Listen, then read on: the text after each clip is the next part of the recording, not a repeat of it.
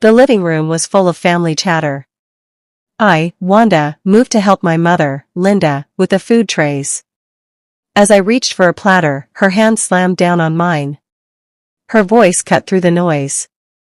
"Don't bother, Wanda. You'll just drop it. You can't handle real life, much less handle helping. You're just fragile." A cruel laugh escaped her. The room fell into an awkward silence. My cheeks burned. I was 32, not a clumsy child. I stood frozen, the humiliation of physical weight. Later, washing dishes, I heard her on the porch. "Oh, that's just Wanda," she told a neighbor. "Practically useless, but what can you do?" I placed the last glass down, my hands trembling. I had to leave. I walked out, heading for my coat. "And another thing," Linda's voice started from the hallway. Then came a heavy, sickening thud. The sound was unmistakable, a body hitting the floor.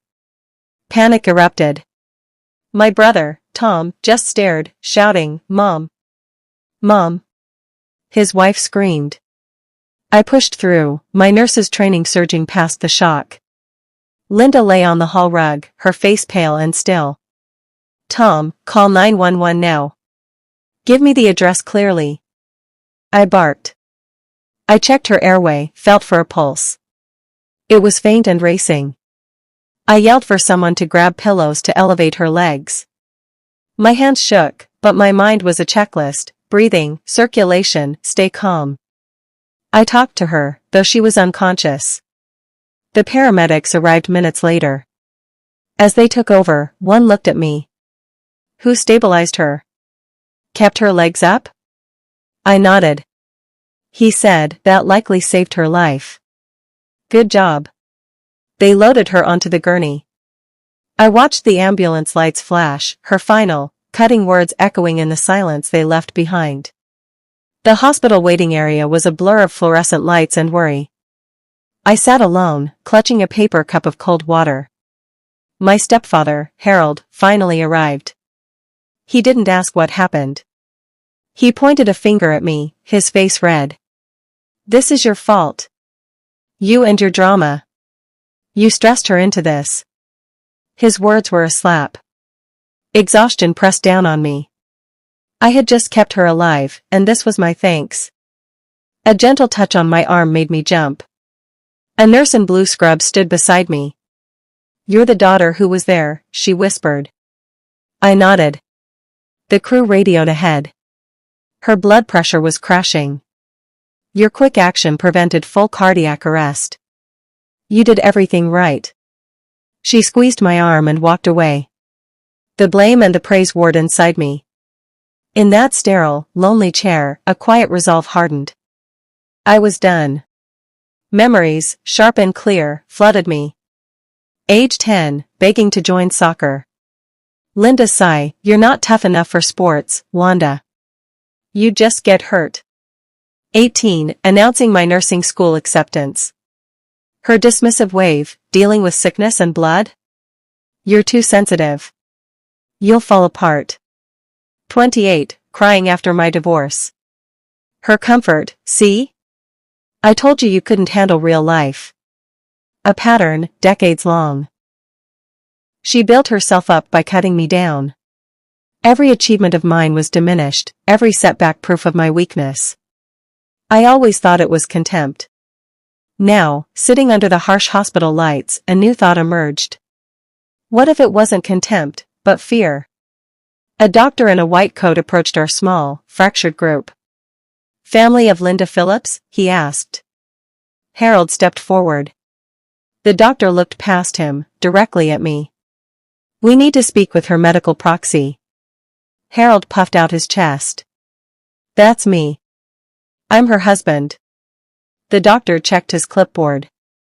"The legal document we have on file designates her daughter, Wanda Phillips, as the healthcare proxy and medical power of attorney." The air left the room. Harold's face purpled. "That's impossible." "A mistake." I was just as stunned. I vaguely remembered signing something years ago, after my father died. Linda had said it was just a formality.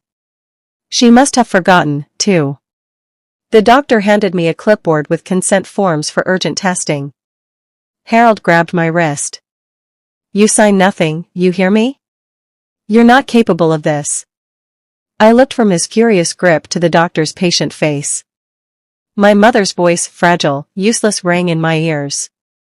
I gently pulled my arm free. My hand was steady as I took the pen. I signed my name on the line. Proceed with whatever she needs, I said, my voice clear. Harold stormed off, muttering about lawyers and fixing this nonsense. I drove to my mother's house to pack a hospital bag for her. The quiet felt accusing. In my old bedroom, now a guest room, I found a small filing box. Linda gave me 4 important papers. I'd never opened it. Heart thumping, I lifted the lid. On top was a sealed envelope with my name, in her handwriting. Beneath it were legal documents, a living will, the healthcare proxy papers, and a thin, worn journal. My hands trembled as I opened the letter. It was dated 5 years prior. My dearest Wanda, it began. If you're reading this, I've likely failed to say what I should, I skimmed, my breath catching.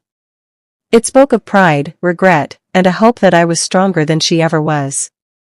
It ended with, I am so sorry for the distance. He made it feel necessary. A cold understanding dawned. The letter hinted at a secret, a reason for her cruelty. A reason named Harold. Back at the hospital, Harold was already at the nurse's station, his voice loud. I demand to see my wife's charts. I am her husband. The head nurse stood firm, citing privacy laws and the act of proxy. I watched from down the hall. A social worker, a kind-faced woman named Anya, approached me. Your stepfather is quite persistent, she said quietly, handing me a coffee. He's worried, I offered, but it sounded hollow. Anya gave me a knowing look. In my experience, people who are genuinely worried ask about recovery. They don't demand financial paperwork and try to override legal documents. He's acting like a man hiding something. Her words confirmed my gnawing suspicion. This wasn't just about control, it was about fear of exposure. Just then, a young nurse rushed out of Linda's room. She's awake. She's disoriented, but she's asking for, the nurse's eyes found mine, then flicked to Harold, who was marching over. She's asking for Wanda. And she seems afraid. I entered the room first.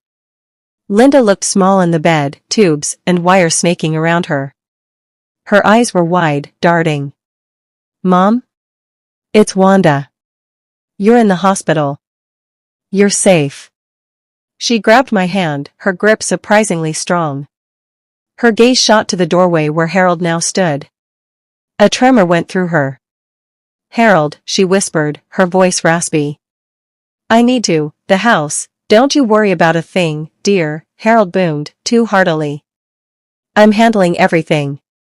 Linda's nails dug into my palm. She pulled me closer, her breath a shallow puff against my ear.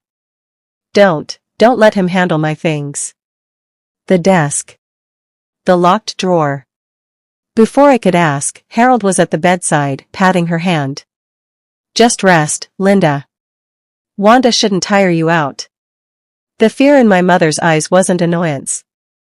It was pure, undiluted terror. The wall she'd built between us had its first crack, and vulnerability seeped out. The next morning, Harold arrived with a stern-looking man in a suit, a lawyer. They cornered me in the family lounge. Wanda, Harold began, fake concern plastered on his face. This is too much for you.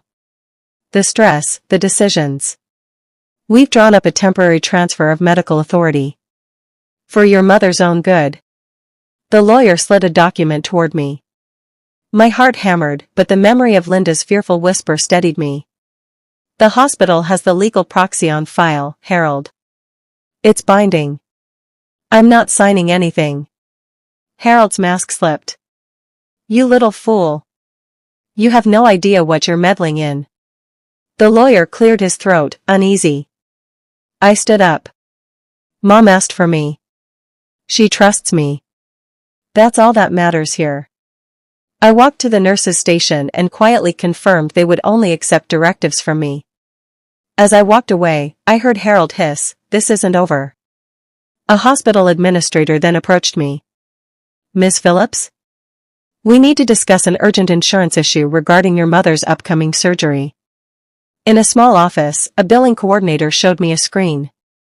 Linda's health insurance policy had lapsed 3 months ago. Premiums were unpaid.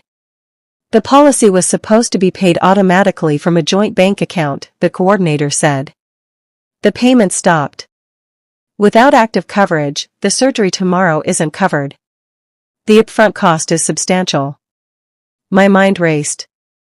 Harold managed all the finances. He'd taken the burden off Linda years ago. This wasn't a mistake. This was intentional.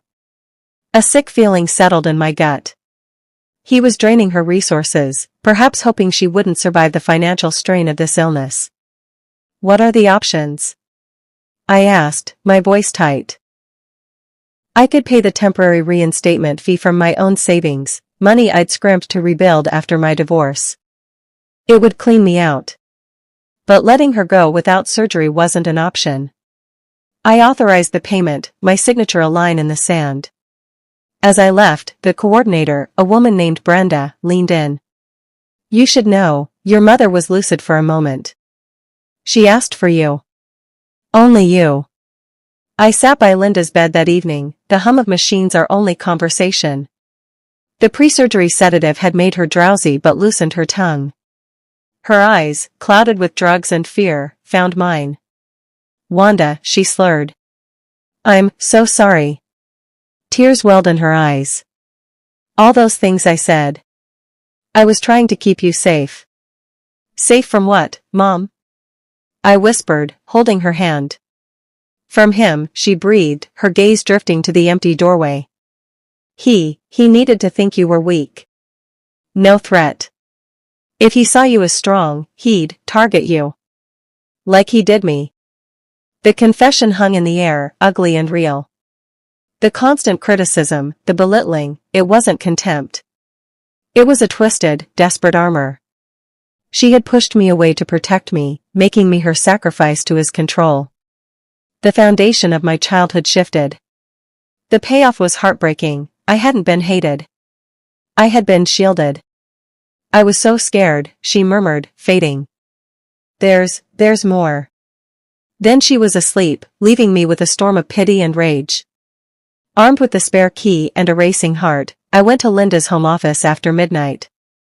The locked drawer in her desk yielded to a small key hidden beneath a family photo. Inside was chaos.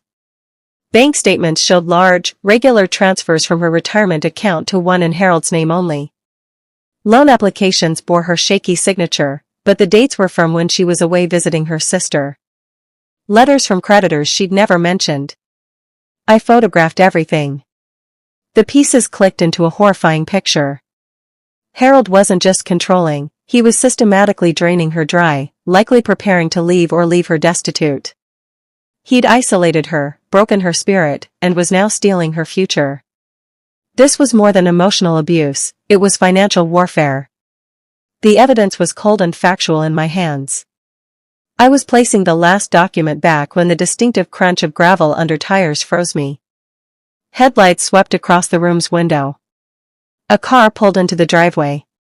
Harold was home. I slipped the file into my bag and stood in the dark office, listening. The front door opened. Heavy footsteps moved through the house, heading straight for me. The light flicked on. Harold stood in the doorway, his expression shifting from surprise to fury. "What are you doing in here?" he snarled. "Snooping through your mother's private things?" "I knew you were trouble." I didn't flinch. "Mom asked me to get some papers for her." "She's in no state to ask for anything," he shot back, stepping closer. His breath smelled of whiskey. "You're poisoning her against me. Filling her head with nonsense. The only nonsense here is missing insurance payments and forged loan papers," I said, my voice colder than I felt. He blinked, caught off guard. Then his face contorted. "You have no idea what you're talking about." Those are private financial matters. His slip was revealing. He hadn't asked what loans. He knew. As he ranted, I discreetly pressed record on my phone, sliding it into my pocket. The next morning, I didn't confront Harold with my evidence. Instead, I became a strategist. I met with Anya, the hospital social worker. I shared my concerns about financial abuse, showing her the insurance lapse. She nodded gravely. This is common. We have resources. She connected me with a senior legal aid advisor, Martha, who specialized in elder law. In a quiet corner of the hospital cafeteria, Martha reviewed my photos. This is a textbook case of exploitation, she said. We can file for a temporary financial restraining order to freeze the accounts. Next, I saw a hospital financial counselor. He explained how to protect Linda's coverage and initiate an internal audit of the payment discrepancy. I wasn't breaking laws or making wild accusations. I was gathering allies and following proper channels.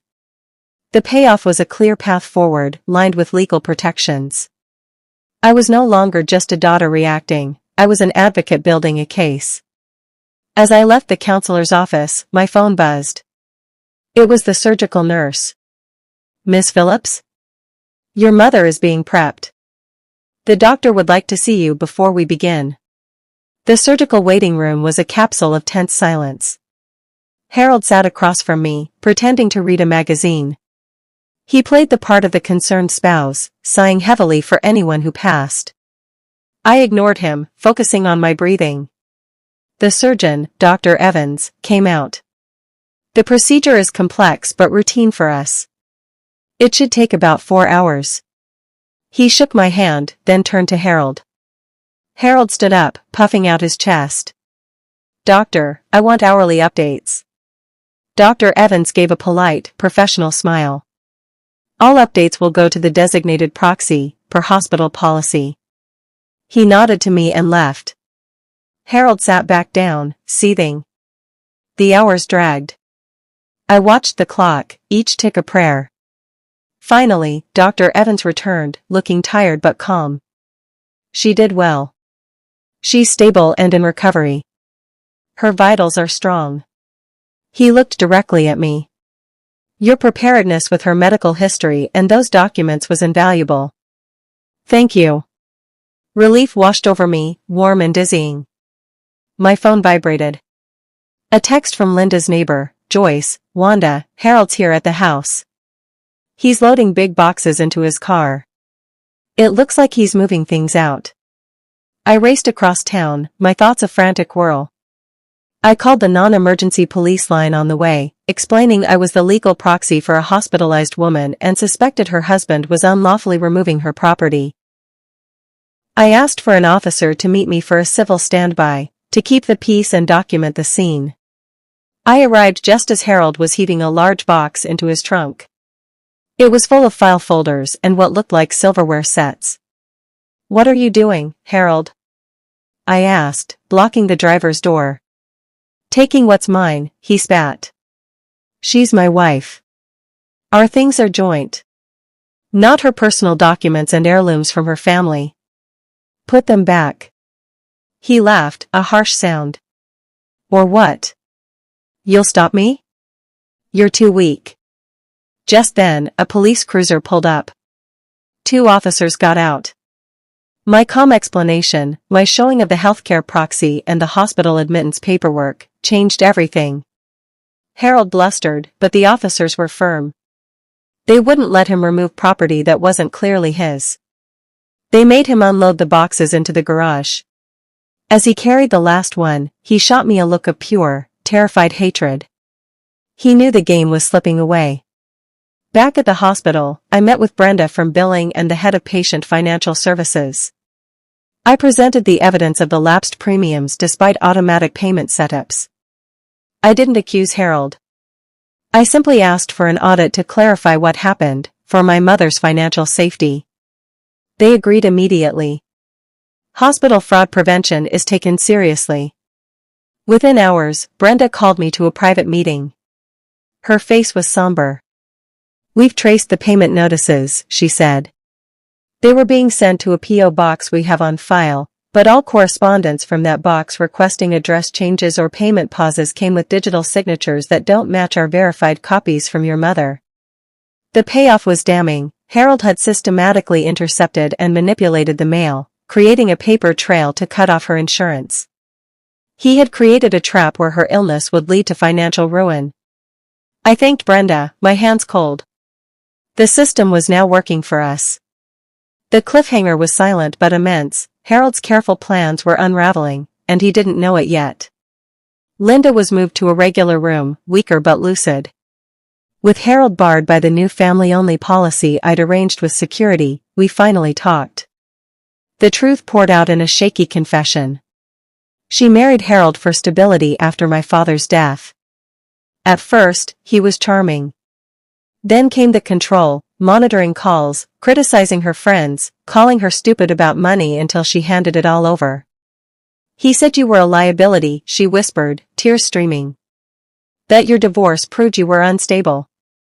He said if I was tough on you, made you seem weak, he wouldn't see you as a threat. He'd leave you alone. I thought I was protecting you. The weight of her sacrifice, however misguided, was crushing. The cruel comments were a performance for her jailer. The payoff was true, painful reconciliation. I forgave her, not for the hurt, but for the fear that caused it. I held her hand. It's over now, Mom. I see you. She squeezed back, a flicker of her old strength returning. Wanda, she said, her voice firming. Do you think, can you help me get free from him? Really free? With Martha, the legal advisor, we moved quickly. In Linda's hospital room, with a notary present, she signed a temporary order freezing the joint accounts and granting me limited power of attorney to manage her medical and immediate financial affairs. The documents were served to Harold at the hospital front desk. I watched from the lobby window as he read them. His face, usually flushed with anger, went ashen. He crumpled the papers, looking around wildly, a cornered animal. He saw me watching. The hatred in his eyes was blistering, but beneath it was pure, undiluted fear. He had lost his control, his access, his narrative. He turned and left without a word, his shoulders slumped. The victory was quiet but profound. Back in the room, Linda exhaled a breath she seemed to have held for years. It's done? She asked. The first step, I said. She reached for the bedside table. Would you read me that letter? The one from the box? I think I need to hear it. I took out the folded pages, my throat tight. My dearest Wanda, I began. Her words, written in a stronger hand, filled the room. She wrote of watching me grow resilient despite her criticism. She admitted she was jealous of my quiet strength, ashamed of her own growing fear. I called you fragile because I was the one breaking, I read aloud. I pushed you away to make you less of a target, but also because your light showed up my darkness. For that, I am eternally sorry. You are the strongest person I know. Linda wept silent tears, her hand over her mouth.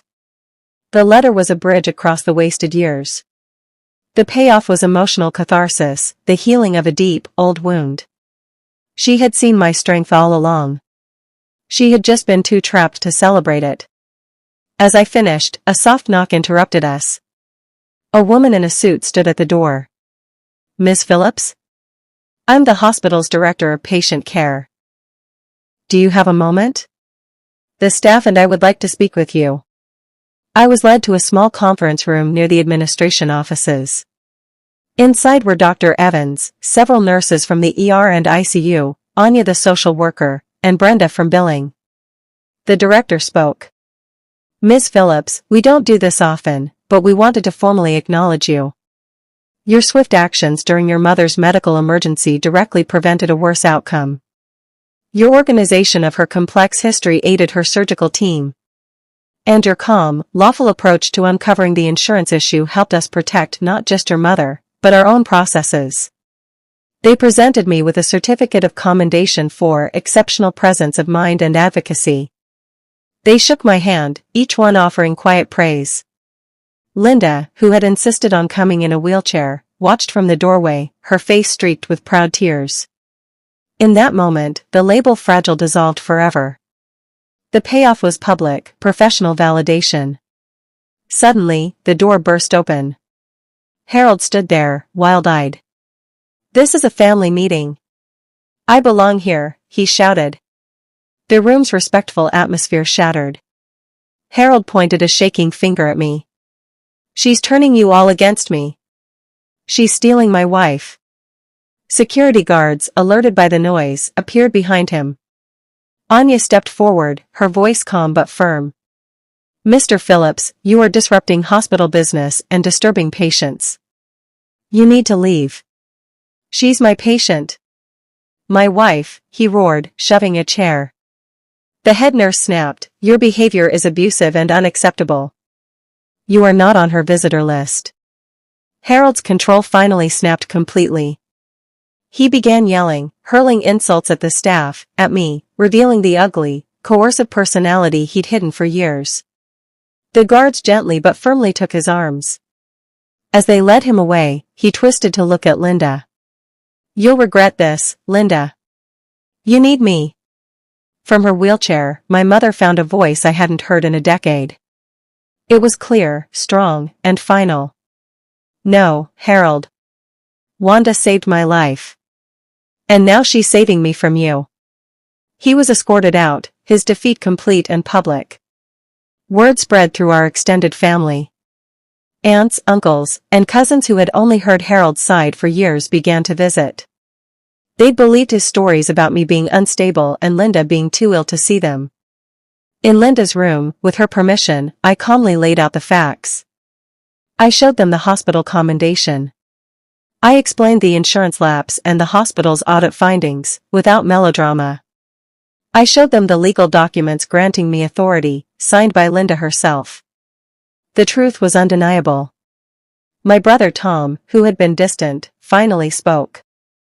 I didn't know. He always said you were exaggerating, causing trouble." He looked at our mother. "I'm sorry, Mom." "Sorry, Wanda." The family's apology was a wave of long overdue support. They sided with Linda, offering help and renouncing Harold. The payoff was the restoration of our family, fractured by his lies. As the last cousin left, Linda handed me a piece of official-looking mail that had come for Harold. It was a notice from the bank, launching a formal inquiry into the mismanagement of joint assets. The consequences for Harold were poetic. The temporary freeze became permanent as the bank's investigation progressed. He was evicted from the house, which was in Linda's name from her first marriage.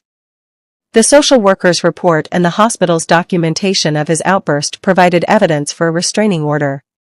His own actions, the lapsed insurance, the intercepted mail, the frantic box moving, were his undoing. He didn't go to jail, but his reputation in their social circle evaporated. He was exposed as a manipulator and an abuser, left with nothing he hadn't stolen. Meanwhile, I moved Linda into my apartment's guest room. We set up a peaceful recovery space. One evening, as I fixed her tea, she watched me quietly. "Wanda," she said, her voice soft. "I have a question. It's a big one." I sat beside her, bracing myself. "After all this, would you help me rebuild? Not just my health. My life. All of it." I took her hand. "Of course, Mom. But things have to be different." She nodded eagerly. "They will be. I promise." She took a deep breath. "I said you were too weak because I couldn't admit, even to myself, how strong you really are.